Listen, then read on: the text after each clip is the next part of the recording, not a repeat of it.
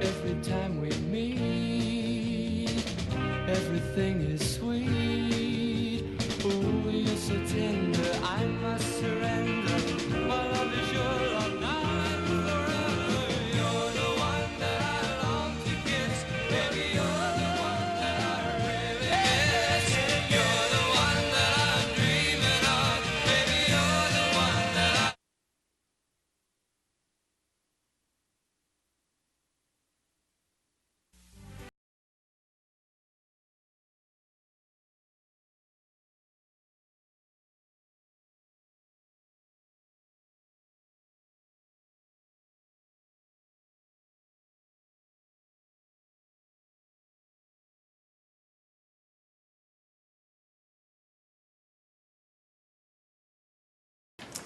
Good afternoon and welcome to the Glendale Arts and Culture Commission meeting on June 15.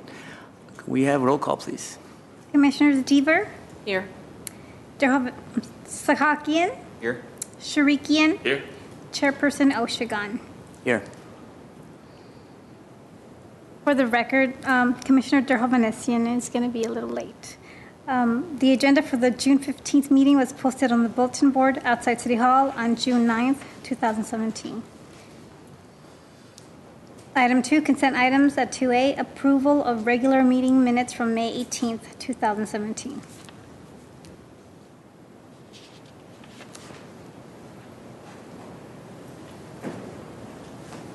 Any comments? Any suggestions? Any I have amendments to be made? Yes. I have a quick correction on the minutes, consent items, approval of regular meeting minutes from, it should be April instead of March. And then down on item 5, it says Ms. Mangarrett gave a brief update. Just like to note that Mangarrett is not hyphenated. And we also had a, it was moved by Shurikian, who was not present. Yeah. It needs on item number 2. I'm sorry. Yeah, it's okay. Just fix it. It was Sahakian, I apologize. Ghost of Shuriken. Do we have a motion? We don't have enough He needs people to that make- were here. We weren't to here, vote. yeah. Can we postpone until no? Doesn't matter? Okay. Sorry. You just need a majority, right? Yeah. We can get somebody to move to I'll move for approval. approve. Yeah. Do we have a second? I'll second. Okay. Commissioners Deaver, Abstain? Sahakian, Yes. Sharikian, Yes. Chairperson Oshagan. Yes. Item 3, introductions and presentations. At 3A, Library Arts and Culture events presented by Chuck White, Community Relations Manager. Good afternoon, Chair Oshagan, Commissioners, and City staff. I'll give you a very brief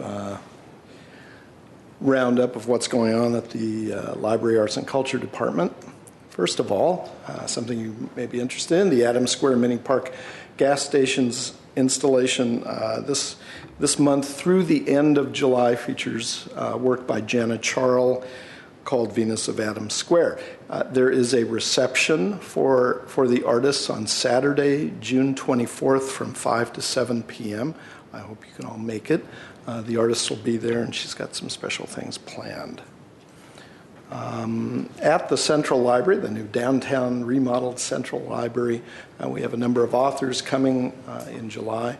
Luis Fuerte was the cameraman for much of Huell Hauser's work, and he has written a book.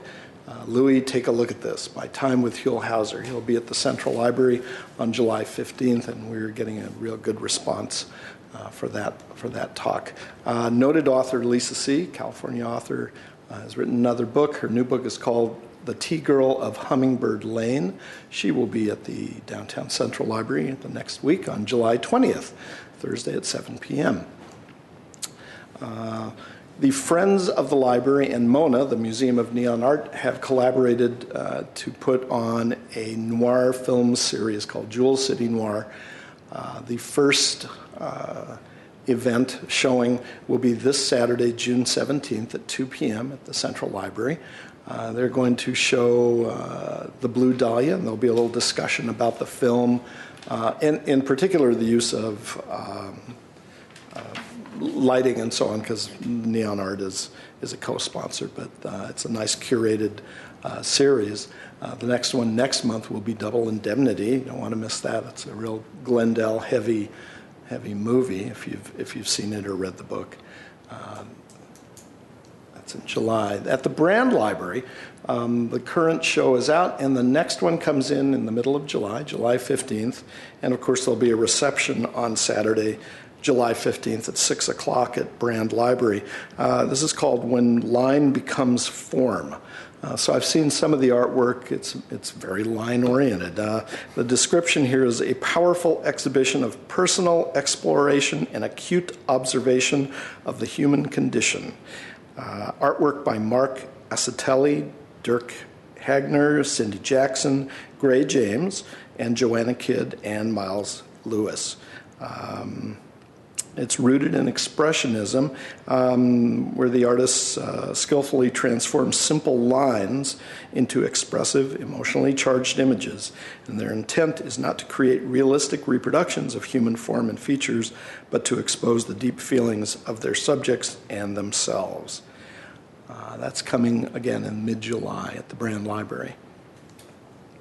The Plaza series up at the Outdoor Plaza series at the Brand Library continues. We've had 2 very successful events in June. We will continue through the end of August. Just coming up this weekend, this Friday, actually tomorrow, Pirelli and the Rodgar Band. It's a kind of pop jazz singer. She's got a tremendous voice.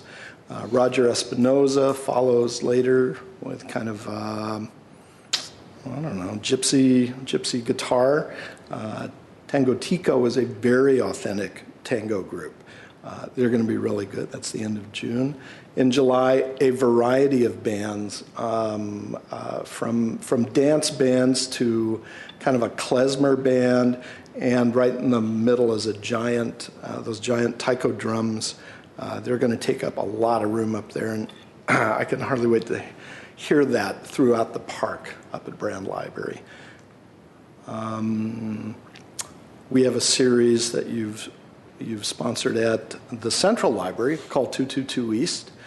This weekend we have the Tone Gypsies, and next week Mike the Poet will be there. These are kind of pop-up events right outside the Central Library front doors. So we've got a nice little area. There's a little seating area on the grass. Put them out at 2 o'clock every Saturday. A particular note for the holidays, Dale Reynolds is a resident who does a great, he revisits Thomas Jefferson.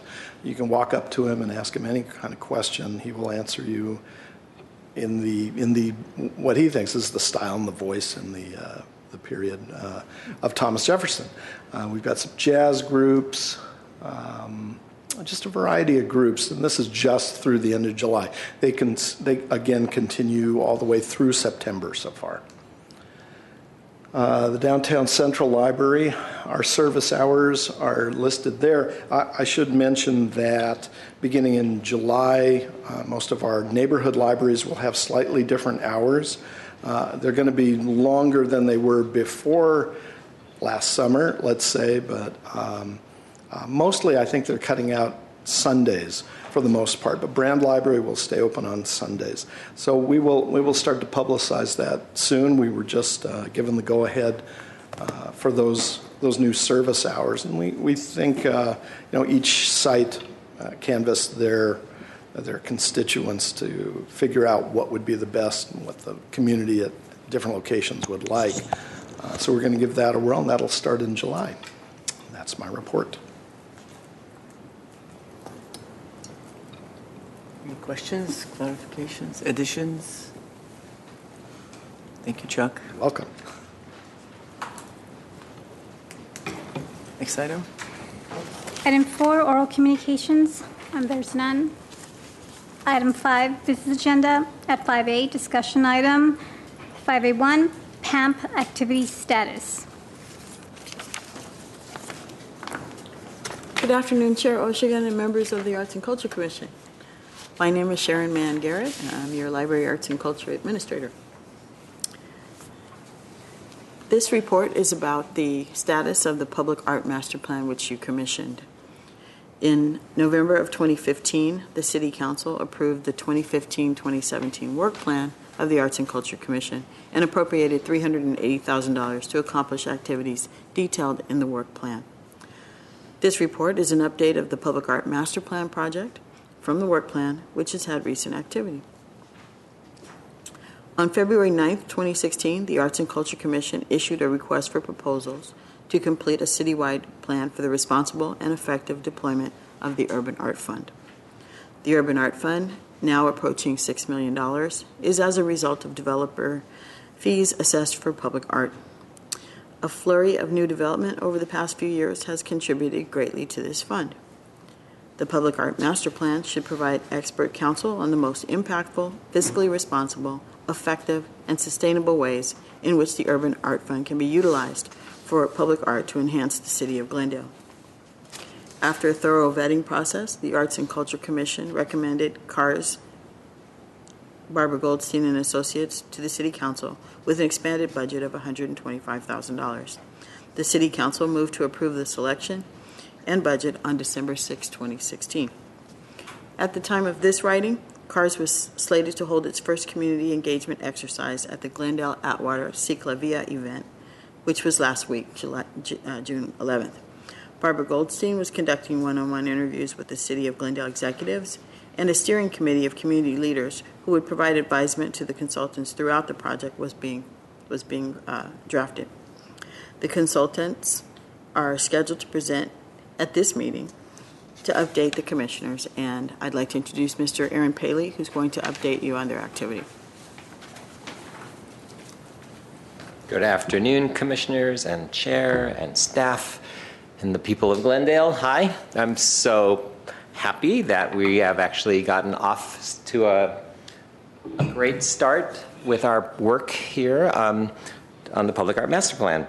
And I like calling it the Public Art Master Plan instead of PAMP, P-A-M-P, which is the initials. So first I'm going to start off by talking about what we've done. So first we started out with creating a look for the campaign because we really want this to be a public process. We want people in the city of Glendale, Glendalians, to really participate.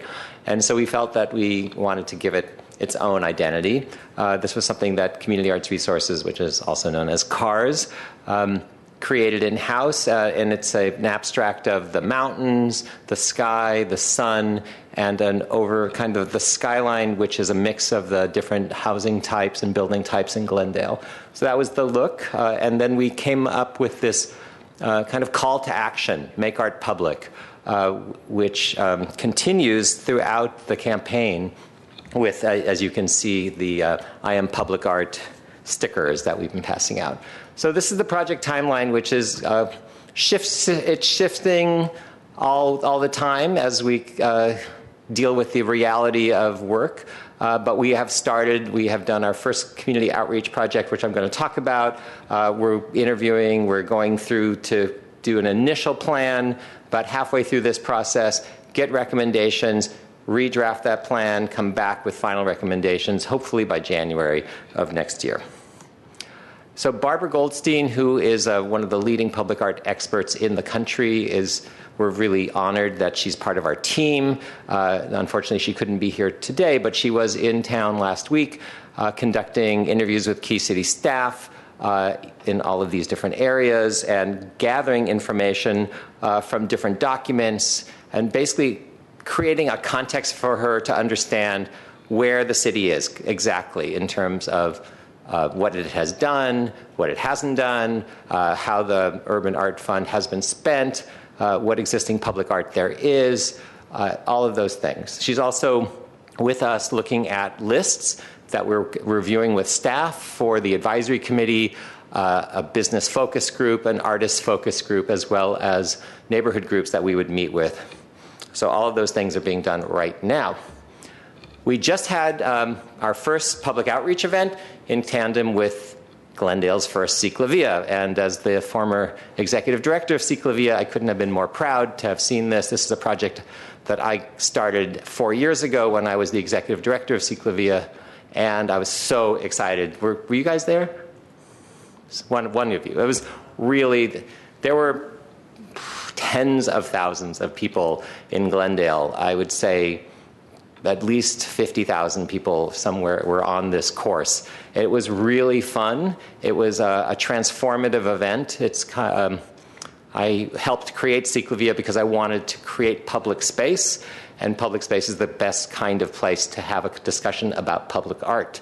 So Community Arts Resources came out and we had a 10 by 20 space where we engaged over 300 Glendalians and other people who were on the course in a number of different ways. First of all, we handed out these stickers. You could see these stickers up and down the course and into Atwater. I went home to Las Vegas and got out in the parking lot of Glendale's, and somebody said, "What is that?" And this person said, "I love that sticker," and he wrote down the website because he was so excited by the campaign about I Am Public Art.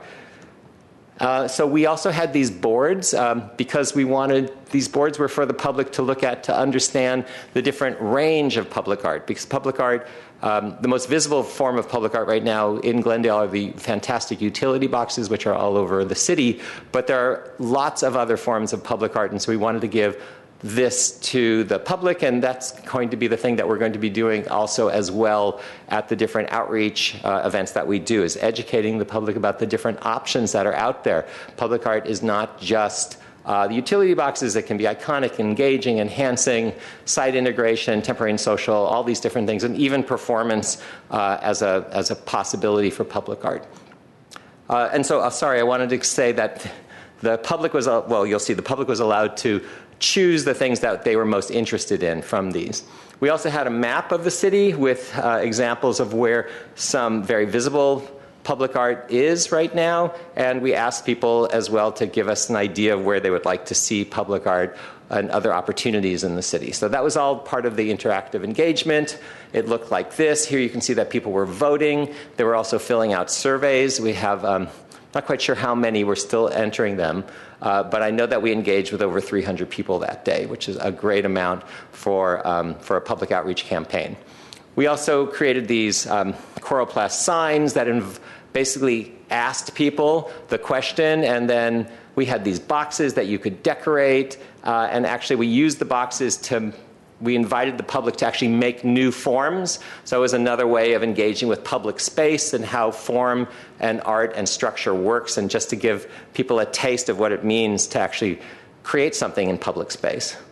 So there were ways for kids to participate. We engaged with people this was from 9 in the morning till 4 in the afternoon. So that was a very successful launch. There's also, in tandem with the launch, is an online interactive platform. I encourage you all to go there. It's on myglendalepublicart.org, and it takes you to this really great interactive map that you can put on it comments. You can put on it where you would like to see something. You could put on it an existing piece of public art that you think is important, or an architectural facade, or a sign, or anything, and you can also comment about the other things. So if you go on there right now, we've populated it with everything that we could get from the city about existing public art from their archives, and we're continuing to put new things on there on a daily basis. And it's just launching right now, so it's been up since June 1st, but it hasn't been public yet until we did that first event on Sunday. So when you go on the site, you click on an area, and then it comes up, is this the location of your idea? And you can write comments about it or what you would like to see there. There's also a way to sign up to get more information about the campaign, to get emails and all of that. So we're hoping to get people engaged this way. Another way where we're hoping that people will actually get involved is we're going to put up these signs throughout the city. We're going to be going through the permit process, but the idea is to actually, in different places, to have these, and specifically we were just looking today, there's 31 different neighborhoods to have at least one of these, one per neighborhood and more if we can afford it. And it basically starts this conversation, and if you text in, it takes you to your comments will be geo-cached and coded according to where you're texting in from. So if you text in from this park and you say, I'd like to see X in this, a sculpture in this park, the computer knows where you are and puts the comment right there. It's really exciting. It's with the company called Co-Urbanize, and this is they're on the East Coast. This is their first time doing something on the West Coast, and we're excited to partner with them.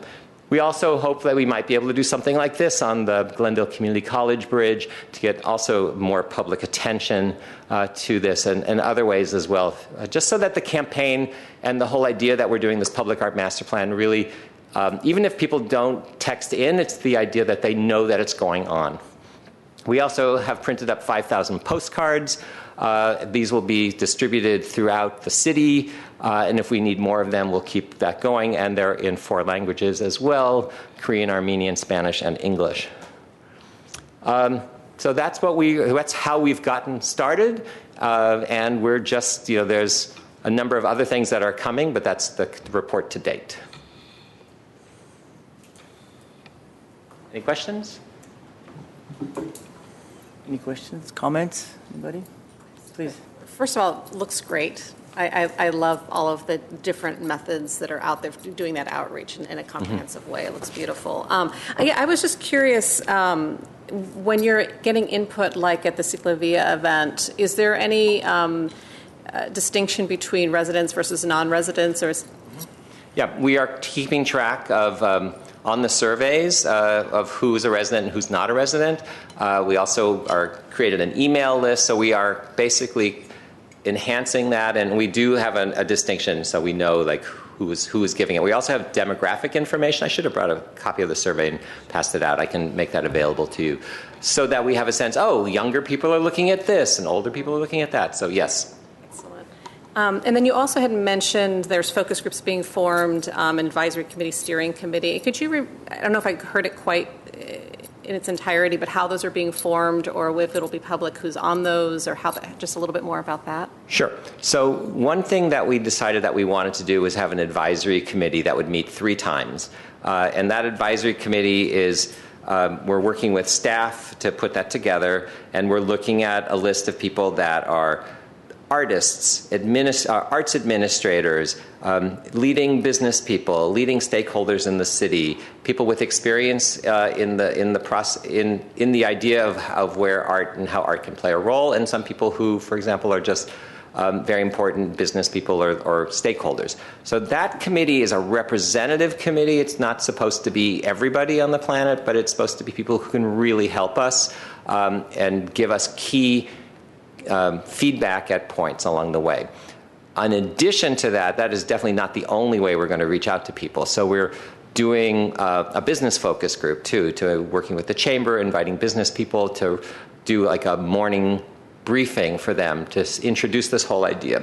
We'd also like to do a large, very public process where we have a meeting and invite artists of all stripes and all types who live in Glendale to come and hear from them. What would you like to see? And then we'd like to go out to different neighborhood groups and make presentations and just have feedback from them. So different kinds of community meetings that we could do around town. I know there are up to 31 groups. I don't think we're planning on doing 31 meetings, but maybe 6 to a dozen of them. We will also have a very publicized public meeting in the first phase and another one in the second phase. So the idea is to reach out on all these different ways. Sometimes you do better with certain people if you invite them and you say you're part of this group. Sometimes it's better you reach another set of people by doing the open call. So the idea is to have different strategies, especially as well as the way we did it with Ciclavia. There's going to be different types of strategies to get people engaged, because meetings are great, but they're not the only way to engage people. Thank you. I'm very glad Commissioner Deaver asked the most important part, because I was missing that part, that it is very important to make it custom fit for our community, but yet I'm glad that you're including a much broader horizon, because we would like to have something in our city that other people would really want to come and spend time and to be part of it, not only the Glendalians, but the people from other cities to come and enjoy City of Glendale and what we are being offering. So it seems that it's very comprehensive. It seems that it's kind of taking care of all of that. I would like to see if we could have somehow more presentations of your group here, or commissioners would be invited to sit on some of the meeting just to hear how this is being done, because this is crucial. We are all waiting for this public plan, and I think the whole community does as well. Everybody is very involved and eager to see what's the outcome of all the research and work you guys are doing.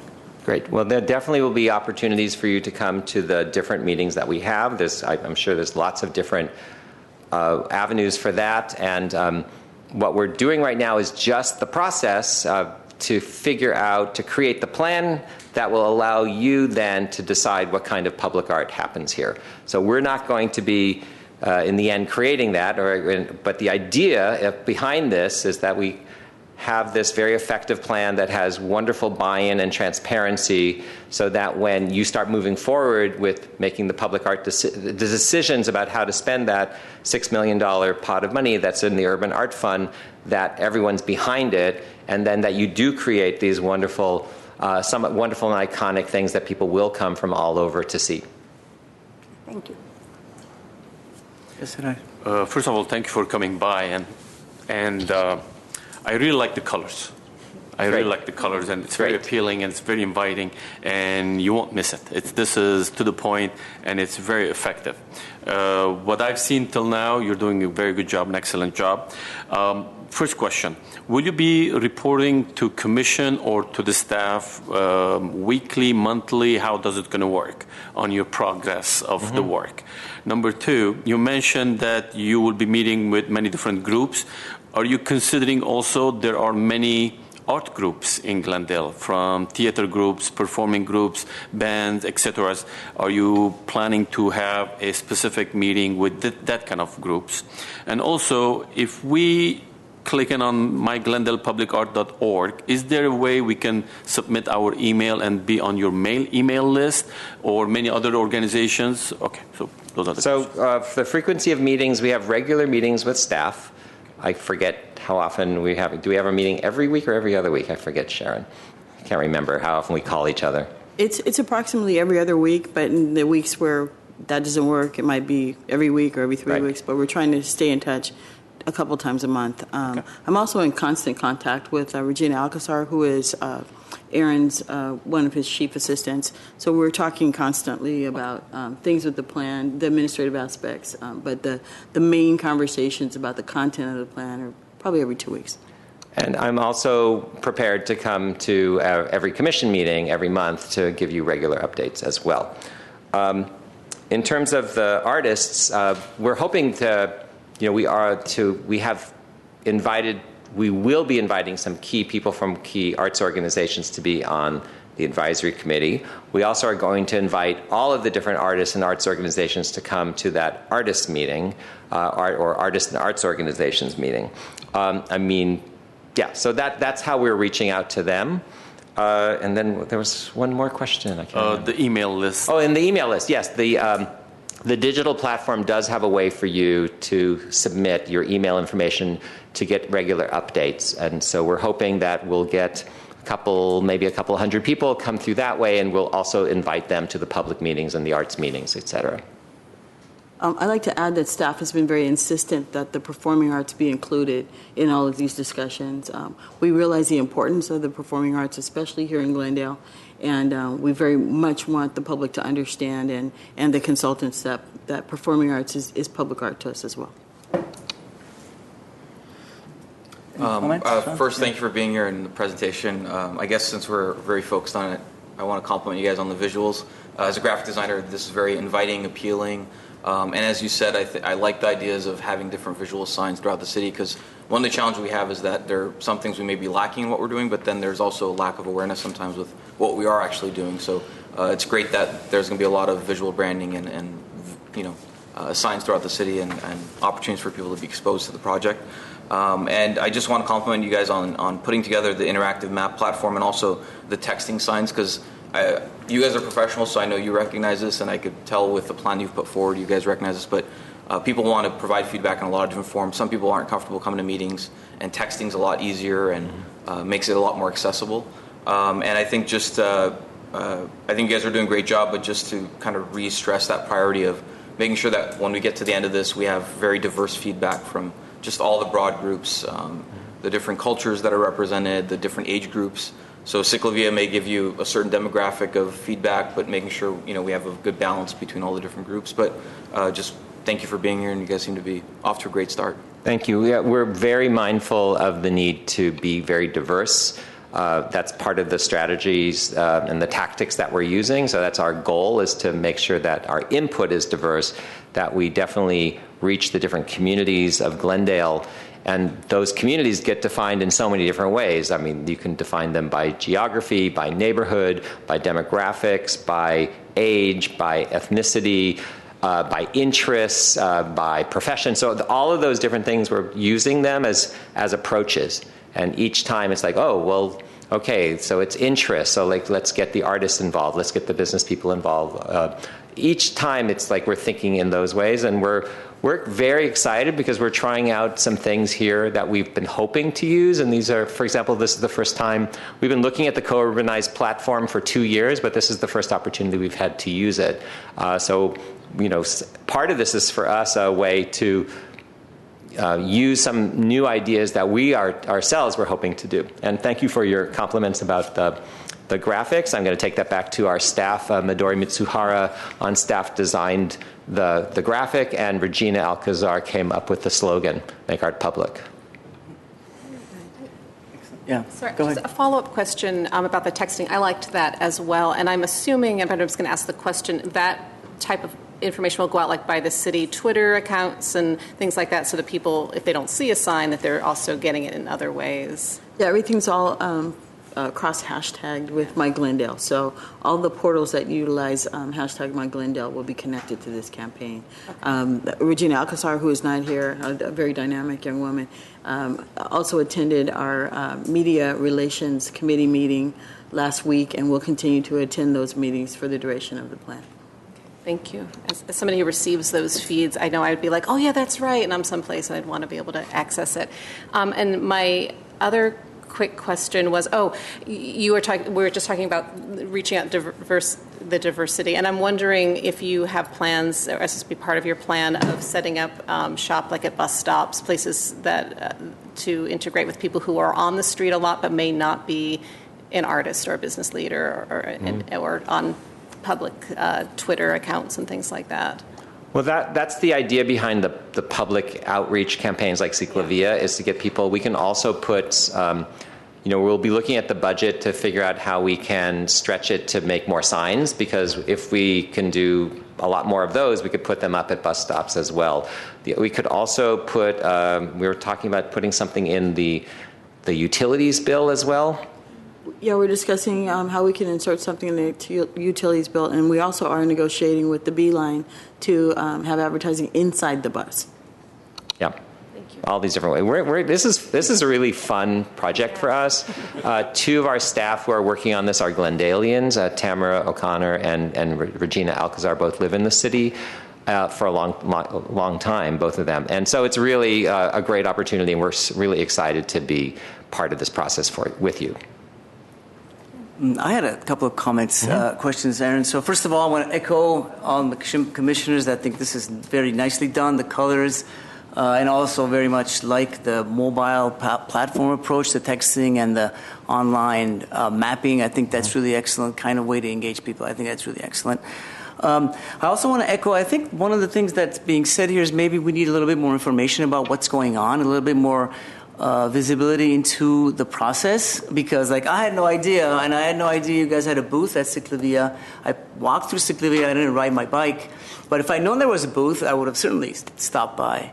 So if there's a way where we can have, not as a public, but as, somehow more in-depth level of information of what's going on, so that we just know, just for our information. Right. That's duly noted. Just wanted to say that we did talk about that at the last meeting. I'm not sure if you were here or not, but that we would be involved in Ciclavia. But duly noted that we need to hyper communicate all the activities with this, because as commissioners, you're only here once a month. So we'll take that on as staff and make sure that you're duly updated. Yeah, and I think it's really important for us, but also our networks. We can get the word out about the whole process to our networks. And I think that's going to help the whole process. No, absolutely, yeah. Yeah, I think it's really important. If we could find a way. The question I had was, so part of what the other part that you're going to work on, I believe, is to do research to find out what public spaces are actually available in the city to do public art, right? So that's one of the questions, is that we don't know exactly where it's possible to actually make public art.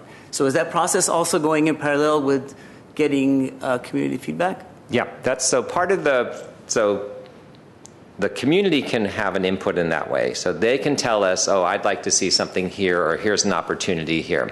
And then we're ourselves going to go through the city and do that kind of mapping process as well, and put it onto the platform, so it's a public, so it's part of the public, also part of the public comment period. So if we say, for example, here's a triangle of unused public space that's in the right-of-way that could be transformed into a place where a piece of sculpture could reside, that's, we can put that up there and have people comment on it. And the other thing about public art is that pretty much anything could become transformed into public art. And you could use a facade of a building, you could use a piece of land, it could be something that's projected. I mean, there's so many different ways it could happen. So part of it is not just, is there an opportunity here, but what are the places where public art could be effective in terms of leveraging lots of different people seeing it, right? So, for example, the Adams Hill, I love the Adams Hill gas station that's been transformed into a mini park that has a gallery inside of it. I just got to see it for the first time on Ciclavia Day. I'd never been to that neighborhood, and so I checked it out for myself. So I got to see it, and it's really beautiful. But we might decide through the process that public art should be in all the different neighborhoods. And so then what's the best place in each neighborhood for it to be? And then maybe you want to spend more money on a piece of public art that's going to be in a very visible place. That I don't know, there's so many decisions, but yes, all of those things are going to be part of what we're going to be looking at and then presenting to you. Yeah, that's excellent. I can imagine a map with multiple layers of different things that are possible in different places. Something like that. That will be very valuable to us. Thank you. I'd like to add, I'm not sure if Aaron mentioned this, but that Barbara Goldstein is preparing to address yourselves as a focus group. We would have a public meeting where the five of you would give input to the public art master plan as well. So she's calling that a retreat. Yeah. And it would be a public meeting. Wow. Any more questions? Yes. It's not a question, it's a comment. I would like to thank you for coming and for giving all this detailed information. I would like to thank our staff that they're on top of it and they're doing all the needed procedures that needs to be done. And definitely we would appreciate if we would get an email with most of these updates, because usually one meeting a month does not give us all that information and the time for you to procedurally go through reporting to us. But that report would be beneficial, because that way we would be as elated as we are at this moment, knowing that so much is being done. So thank you. That is duly noted. Thank you.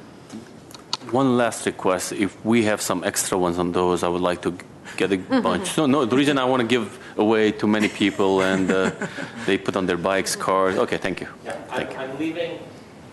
I'm leaving, I think, about 100 stickers and postcards. We do have more stickers. We do have more postcards. If you let us know how many you'd want, we'd be happy to get those too, so you can distribute them. They're fun. I also want to thank you for the opportunity to work with the city of Glendale and to do this great work. And it's actually a lot of fun and very fulfilling. Perfect. Thank you. Thank you. Next item. At 5B2, action item, motion requesting that City Council take it position on the proposed funding cut of NEA and IMLS. Good afternoon again, Chair Sharikian and Commissioners. I am Sharon Mann Garrett, your Principal Administrator of Library Arts and Culture. Before I start to talk about this report, there's a very important correction. Please note that as we are speaking, we're talking about a position opposing the proposed funding cuts, not denouncing. The word denouncing is used in the report, and that's a mistake. So opposing is the word that I'm going to be substituting for denouncing. So what we're requesting is a motion that the City take council. The City Council take a position on the proposed funding cut of NEA and IMLS. And here's some background. Members of the Arts and Culture Commission requested a public discussion on the proposed federal funding cut of the NEA and the Institute of Museum and Library Service Organization, which may include a motion requesting that the City Council take a position opposing the proposed funding cuts of NEA and IMLS. Staff assembled information and news articles on NEA activities and funding and the Trump fiscal year 2018 budget proposal that is calling for the elimination of NEA funding. The discussion began at the April 2017 meeting of the Commission. The Commission's discussions resulted in a request for more information regarding the NEA and the IMLS and their impact on Glendale, which is summarized in this report. The NEA is an independent federal agency that was created in 1965 to invest in the arts and culture. The agency has distributed most of its budget to regional, state, and local arts agencies and organizations around the country and U.S. territories. The IMLS's mission is to inspire libraries and museums to advocate innovation, lifelong learning, and cultural and civic engagement. It provides leadership through research, policy development, and grant making. A federal budget proposal put forth in March included increases in military spending and stark cuts to various social programs. President Donald Trump pledged to zero out funding for the NEA and the IMLS, along with the National Endowment for Humanities and some other agencies. The Trump proposal includes massive budget cuts, more than $54 billion in cuts to domestic programs in 1 year alone. If funding for the NEA is terminated, music, dance, theater, literature, and visual arts may become less widely accessible, especially in schools, rural areas, and poorer communities. If funding for the IMLS is terminated, the impact of museums and libraries that serve as community anchors that enhance civic engagement, cultural opportunities, and economic vitality may be diminished. And the stewardship of museum and library collections and technology that facilitate discovery of knowledge and cultural heritage may be dismantled.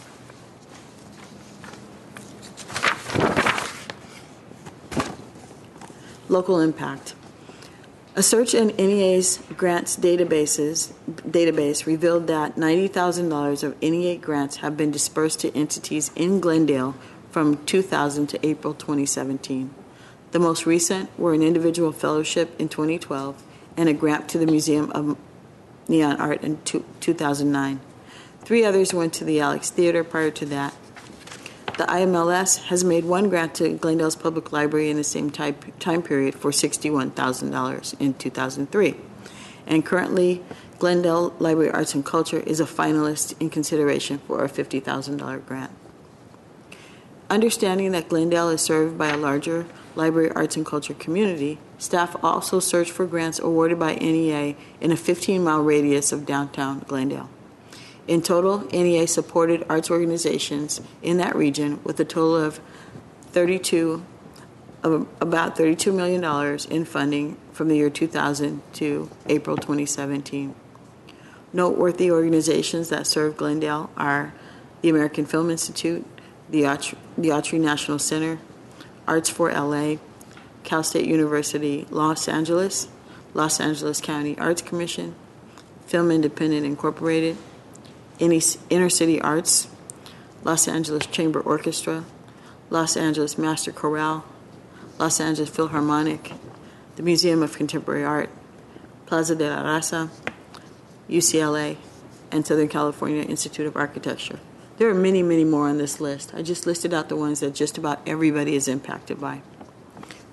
Important IMLS grants to regional entities in the past 2 decades include the California African American Museum, the Chinese American Museum, Art Center, Caltech, the Armory, Los Angeles Public Library, UCLA, USC, and others.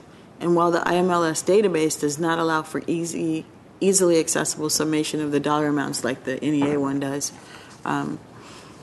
those entities I mentioned have received grants ranging from $20,000 to $150,000 in the past 20 years, which indicates to us that they're very significant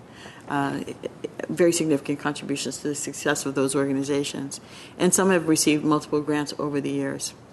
Statewide, the IMLS provided $15.3 million to libraries in California in 2016. Staff concludes that the NEA and the IMLS impact on Glendale is very significant. If NEA and IMLS funding were to be discontinued in 2018, Glendale residents may be impacted with fewer opportunities to experience the arts and culture in the region. A motion is requested that the Arts and Culture Commission recommend that the City Council state a position that opposes the proposed federal budget cut.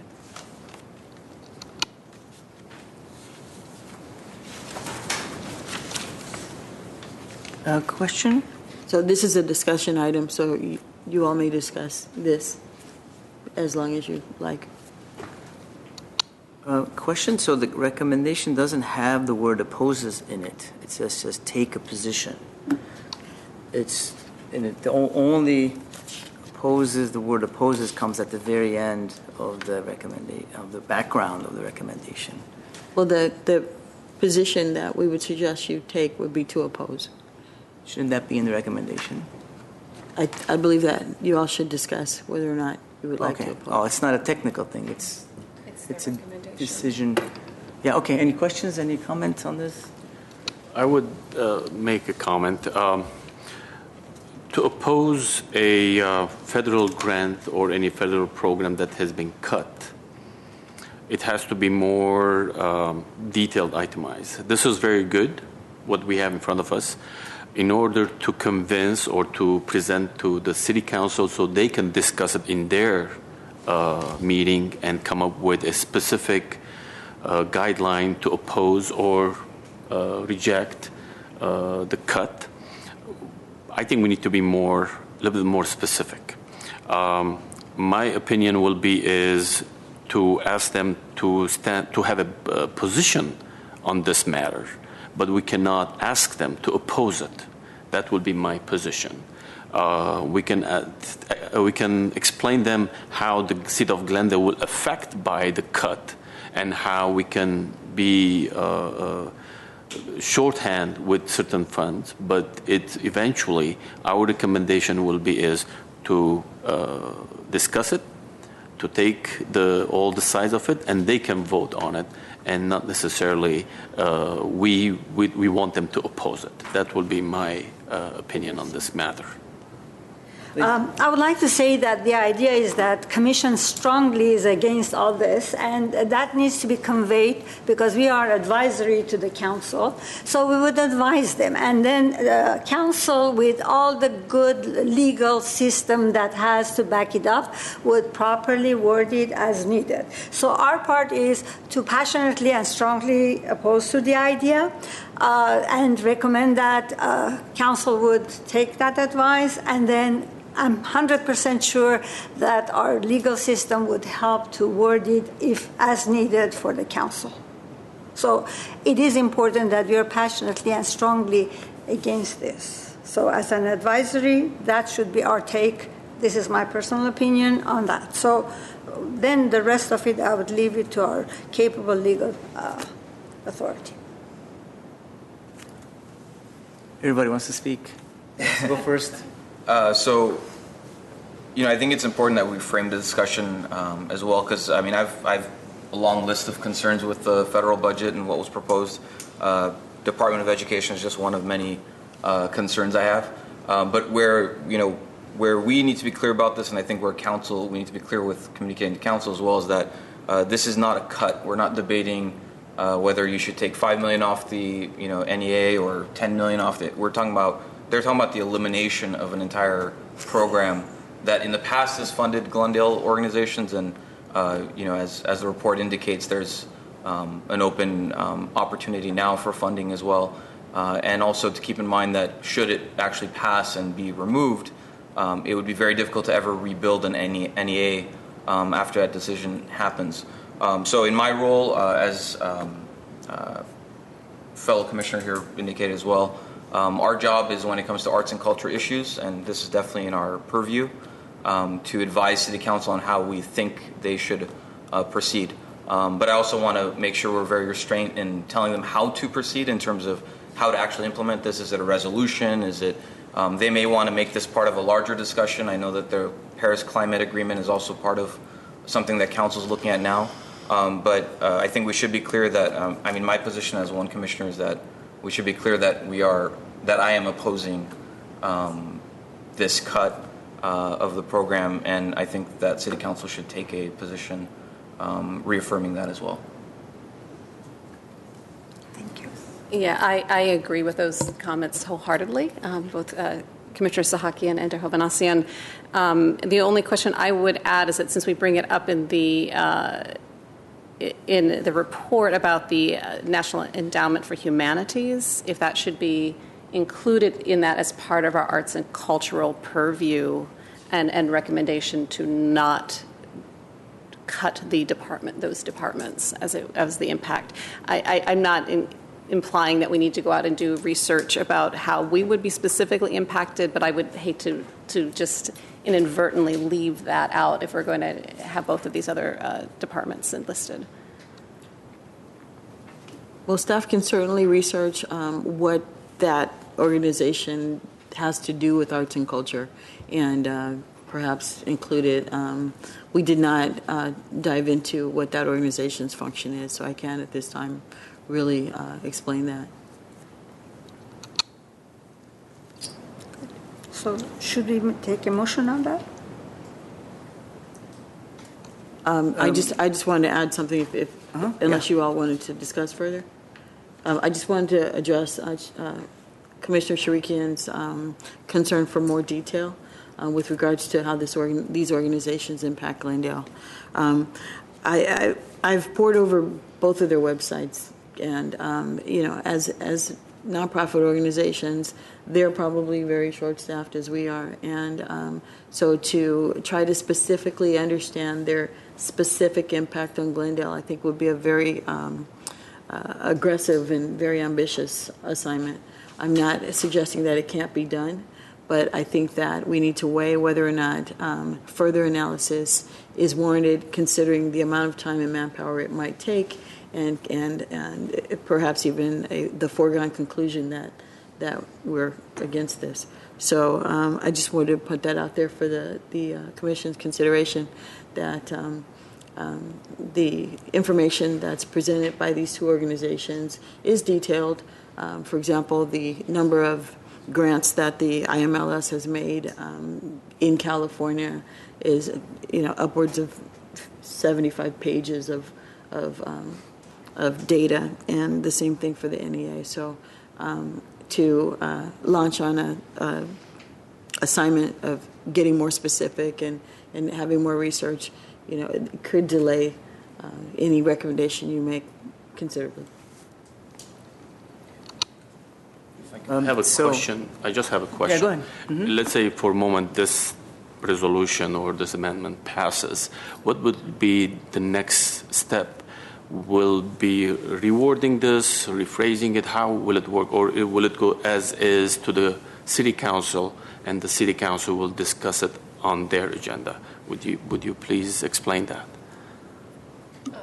Yes, staff would prepare a report to City Council for their consideration, depending on what your motion is, and I have a recommended motion for you based on the conversation. And then we would invite you to participate in the conversation with the City Council, and then I'll look to Mike. It would be a resolution.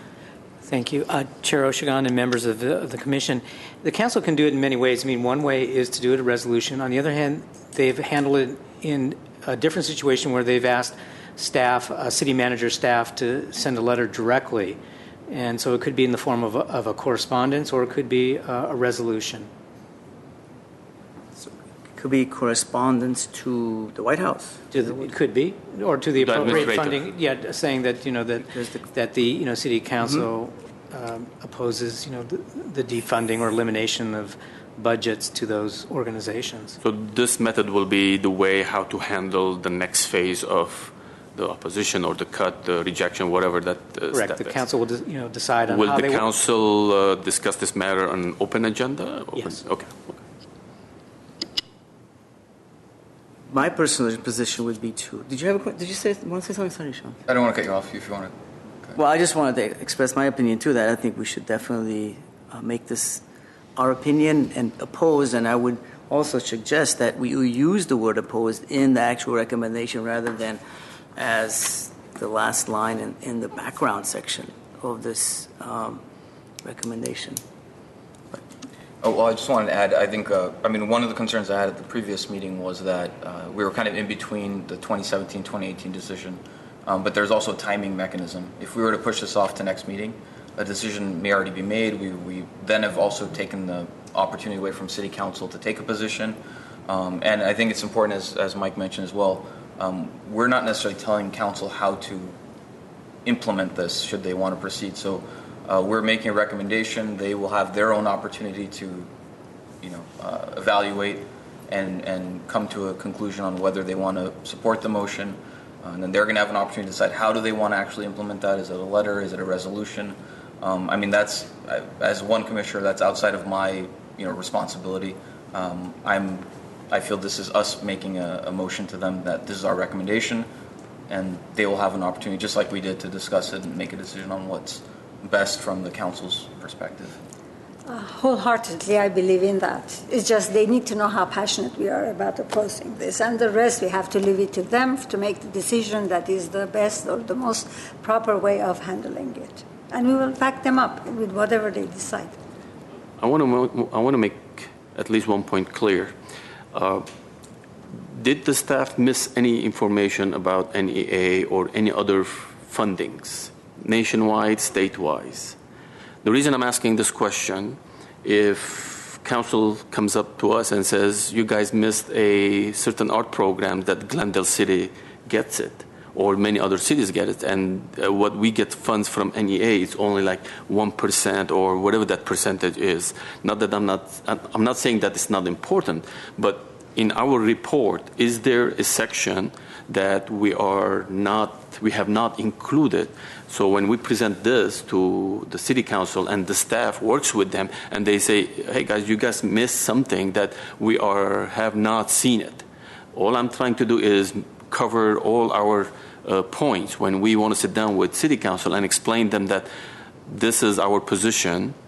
And I personally ask them, let them take the position instead of me, but I will put all the points in front of them. And just to answer or address that question, the way that we derive these numbers or these indicators that these organizations impact Glendale are by searching through their grant databases with the word Glendale. So we're looking for entities that are resident in Glendale that receive funds. But for example, if you live in Glendale and you attend USC or UCLA and you receive a grant, that would not be included in what we said for Glendale. So that's why I broadened it out to, the neighboring cities, 15-mile radius, et cetera, et cetera. But, being in a metropolitan area like Los Angeles, there's so many things that touch us that are in other cities. Like, for example, Art Center. Art Center is a Pasadena institution, but it covers, it's a very important arts institution in this entire region, and certainly very important to Glendale. But that's why I was suggesting if we wanted to get more specific or do a deeper dive on the exact impacts to Glendale and Glendalians, it would be quite an undertaking. But what we can do to address your concern is to insert some language within our report to the City Council that explains what I just explained to you, that this was the methodology of coming up with these numbers. We know that these numbers are probably a lot more far-reaching. We can extrapolate that just by what we know about how we live and where we live. But to get more specific would be too labor-intensive and take too long. So we can certainly put that in the report so we can address your concern. All that is said is great. It's very important.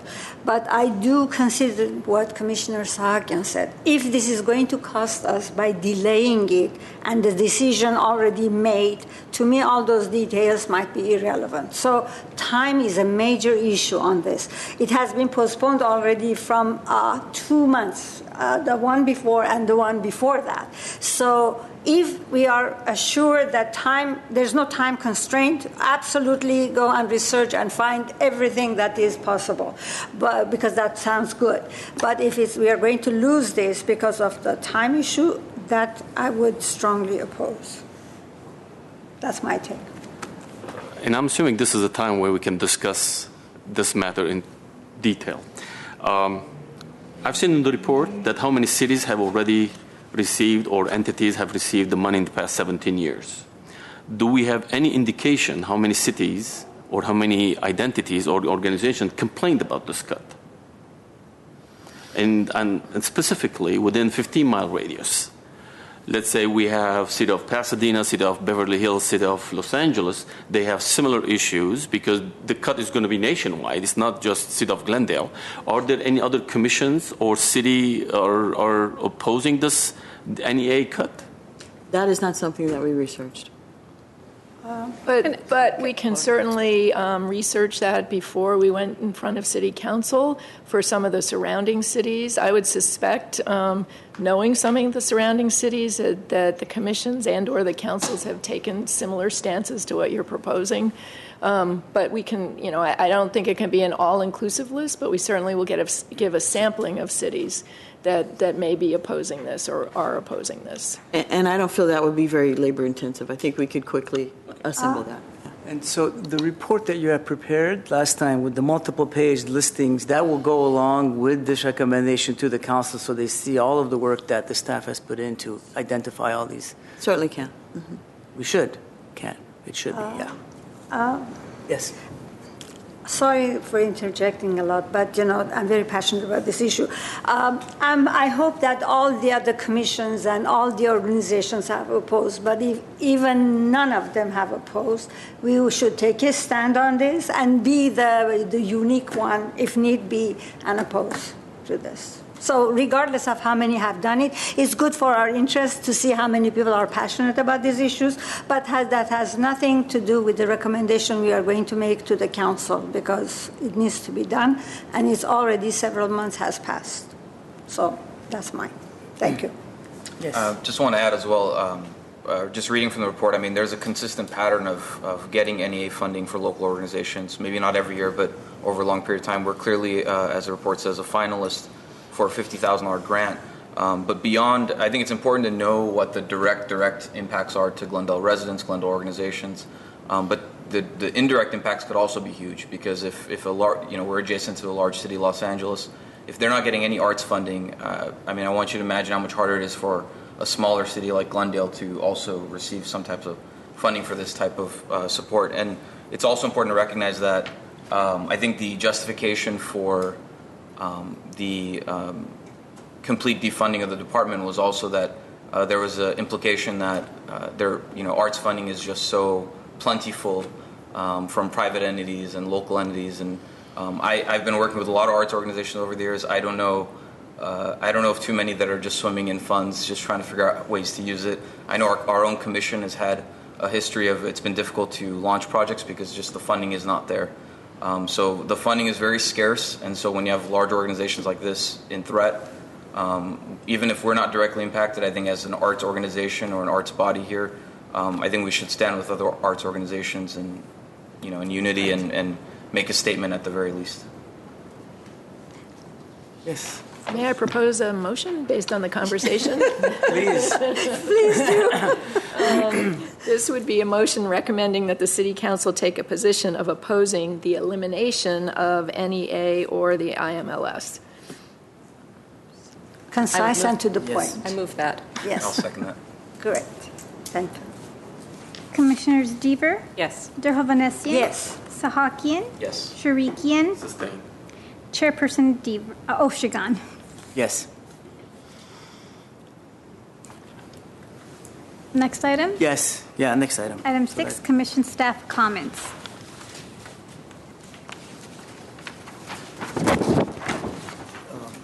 I have a comment. Any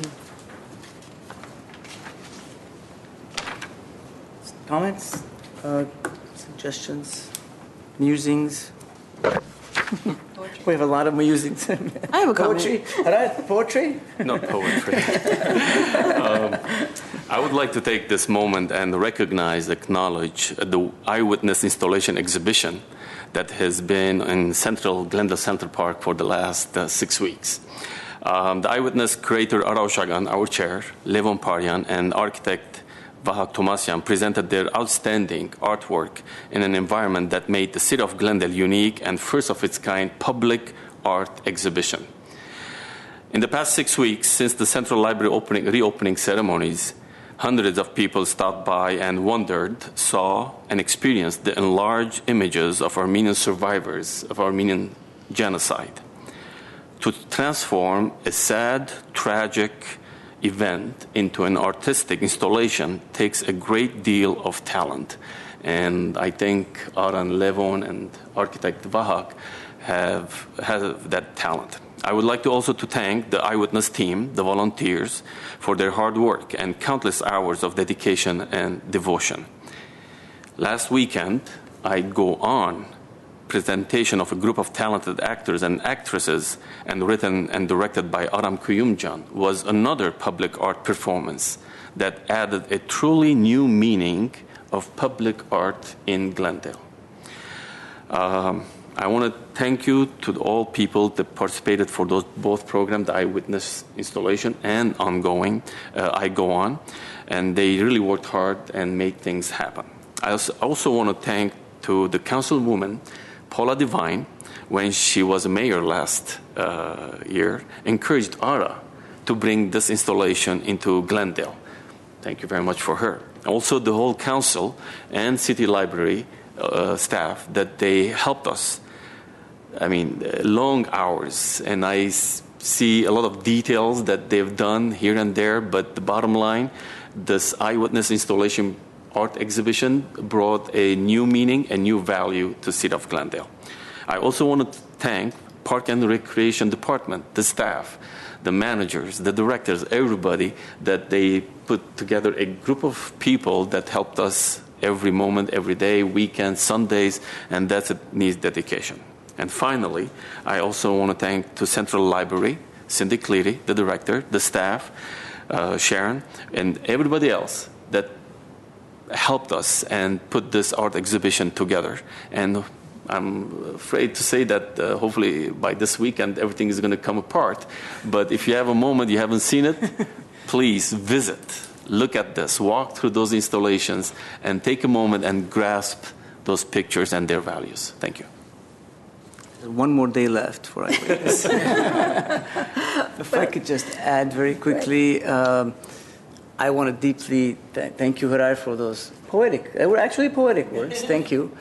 And I want to thank the whole team that it takes a village to do such an exhibition, such a big, huge installation. So we couldn't have done it by myself or without the team that was with us, as well as the library and the city that gave us 100% support whenever we asked for it. So I never got a no. It was always yes. We can do this. We can do this. We can do this. We can do this. And the staff were always being part of that. As well, I'd like to mention that Eyewitness was only second part, or it was one part of the exhibits that's going on at the library. Reflect Space now, which is our brand new exhibit space at the library, which we've talked about here in the past, had a very connected and echoing kind of two different exhibits going on. So I think we started off the new library with two very interesting interconnected exhibitions. And Reflect Space exhibition, which is also about the Armenian genocide, goes on until the end of the month. So I urge the public to come and visit that whenever they can. Yes. Well, I think both commissioners said it so well. It was a fantastic presentation and the support we got. I think everybody was thanked very well, but I need to thank community very much, because from what I've heard from the community and people, how they welcomed the idea, how they said it has created the emotion for them to look into the history, how this has impacted them to have those beautiful, touching, sincere structures put that were telling the story. So thank you, community, for as well being so accepting, being so welcoming, being so understanding and appreciating of what is being presented to you guys. Thank you. Any other comments? Musings, poetry? Sing? You want to sing, Terry? I'm not warmed up. I'm sorry. Please. I'm just going to note that for those of you that are interested, it's available online through the California Arts Council or through the state. But I had the opportunity last month, a few weeks ago, to speak before a joint committee of the Assembly and the Senate on the arts with regard to the need for affordable spaces for artists in California generally, but there's a lot of really interesting testimony that was given during that hearing from artists that testified about their need for space and the loss of safe spaces after what happened up in Oakland with the tragic ghost ship fire, to policies that cities can implement to make more spaces safe and available for the creative communities. There's a white paper that is a part of the Otis report on the creative economy that was put out and presented at the state as part of that hearing. It was something that I worked on as well. So those of you that are interested in that type of conversation and detail, that's available through the state now and through the California Arts Council as well. I guess I'm going to put on my sticker here. Your responsible commissioner. I think this will go on the card, doesn't it? I just want to encourage the public to go to myglendalepublicart.org and be part of the process. I think this is probably the most significant investment the commission has ever done, and we definitely want public feedback. So it's not us telling the public what we should have, but the public telling us. So very excited that we're getting going, and looks like we're off to a great start already. Good job. Good job. Any other comments? No? Poem next time. Sing. You have to sing. You have to sing next time. I can sing. All right. And we are another item. There's no written communication, so Okay. you can. Sharon, did you? Yeah. We are adjourned. Very good. Good job.